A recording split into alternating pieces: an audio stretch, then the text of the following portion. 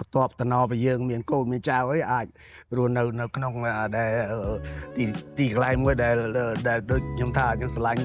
គួរឲ្យទុកចិត្តសុវត្ថិភាពផ្ទះហ្នឹងក៏រៀបស្អាតហើយខ្ញុំស្រឡាញ់ចដើឡើងទៅមើលទៅវាមិនឲ្យយើងខ្ពស់ចោតណាចាគាត់ថាឡើងមួយថ្នាក់អញ្ចឹងធ្វើឲ្យយើងស្រួលឡើងតាំងពីផ្ទះទាំងផ្លូវហើយនឹងតាំងពីជុំវិញផ្ទះហ្នឹងគឺសប្បាយចិត្តចូលចិត្តហ្មងមានកន្លែងដូចថា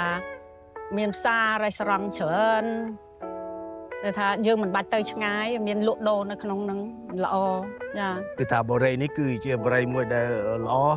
មានសុវត្ថិភាពចូលចិត្តទាំងពីការរស់នៅទាំងអីដែលអ្នកនៅជិតខាងអីគឺថាល្អដែលខ្ញុំសប្បាយចិត្តនឹងមករស់នៅក្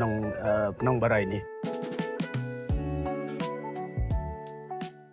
ក្រុមដំបូលមួយមានភាពកក់ក្ដៅតែគឺជាកន្លែងដែលចង់ទៅ